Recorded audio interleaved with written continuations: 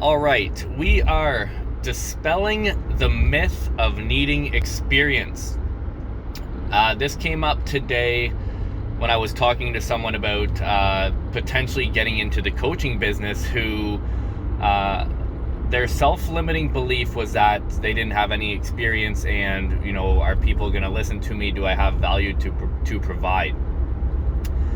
And of course, having experience in a field is beneficial, but what a lot of people uh, seem to skip or don't take into consideration is any of their past jobs or past situations or what they're currently doing and how that experience directly relates to what may be needed for what they're trying to do. And a perfect example of this, and uh, one that I've been noticing as of late as well, is for me as a coach and being a real estate agent for the past 8 years, and uh, being quite successful for a few of those years, and having the opportunity and being very grateful to have worked with many many different types of people.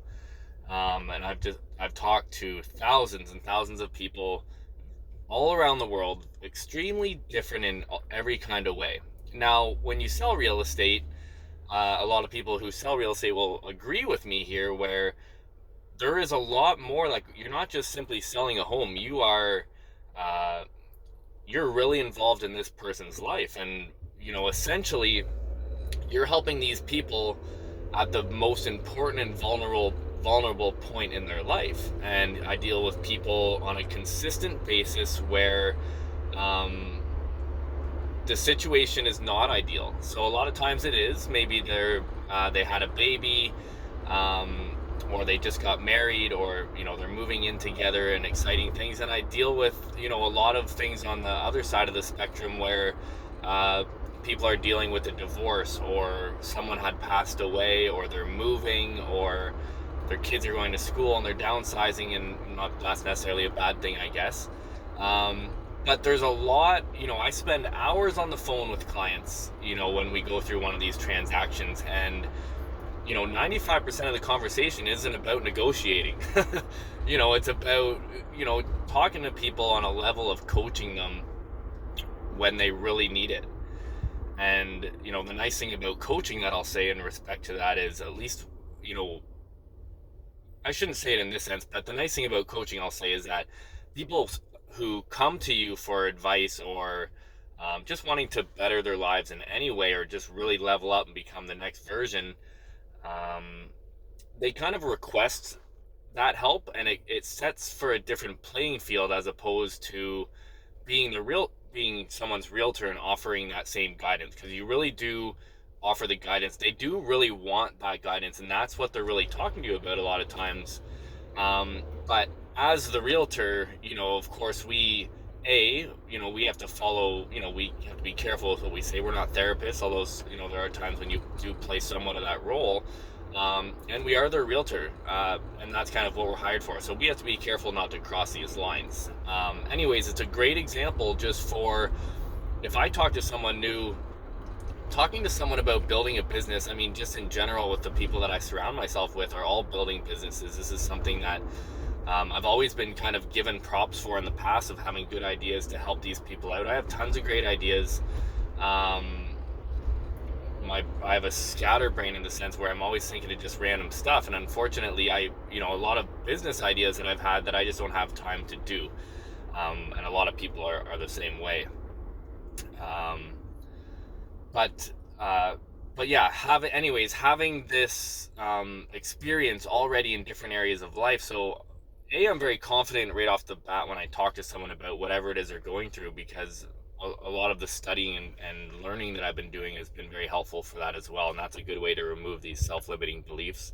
Also, is arming yourself with the resources that you need. That's the best way to remove the self-limiting beliefs. But also, just taking a minute and think, what? Okay, if this is a job that I'm going for, um, uh, actually, I do have a ton of the skills that these people are looking for, and I've actually gained them in a way that's not just the same way that everyone else has gained them. And when you talk to an employer or whatever it is that you're doing, or a client, and you explain it with this approach, you get more credit right off the hop, because it's showing that you're able to think outside the box. Where, someone says, oh, I want someone who's, straight out of school, who does this. When you're able to change that conversation and open up their perspective to show them, actually, maybe this is what you need, then you just change the game and you're getting the job, and you just stepped way ahead of everyone around you.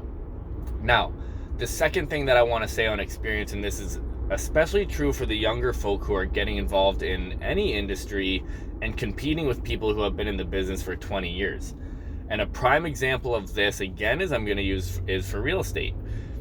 I talk with, different agents in the field all the time, and the most common thing you're ever going to hear from a realtor I've been selling real estate, I guess, for 8 or 9 years. So I consider myself definitely not a veteran by any means, but I know what I'm talking about anyways. And when I talk to realtors who are a bit older, they know that I know what I'm talking about. Now, for the new agents, here's the difference. Because when I talk to someone who's been in the game for 50 years, guaranteed the first thing coming out of their mouth is, this is how much real estate experience I have. It doesn't matter.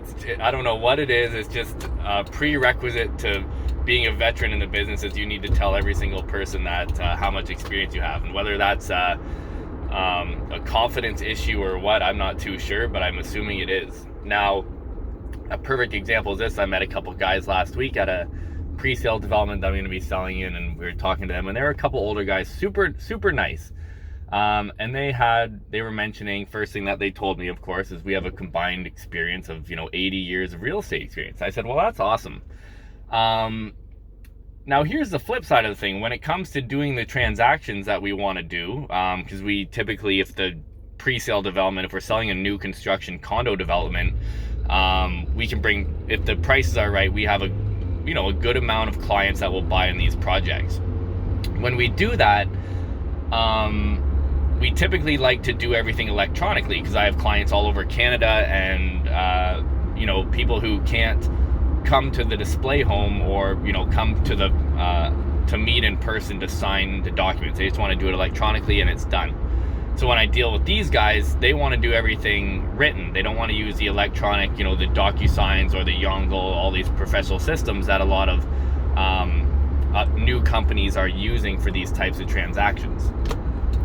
So if you're a young realtor and you are competing for a listing, for example, or a listing presentation, and the client tells you that this other realtor has 30 years experience, think about what you have to bring to the table aside from real estate experience and how valuable that is. For example, what do you know about technology and Instagram and social media and YouTube and marketing online that I'm going to even include myself a little bit in this, that these old farts have no clue about?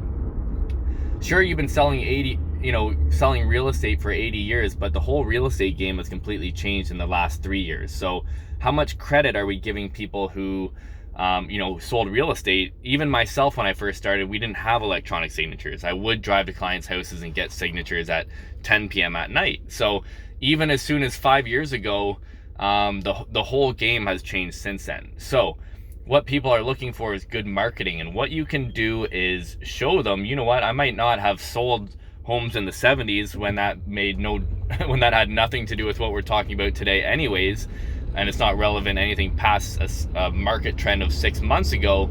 Here's what I can do. I know how to use YouTube. I know how to directly hit people with sponsored posts on Instagram and Facebook that are looking for homes just like yours.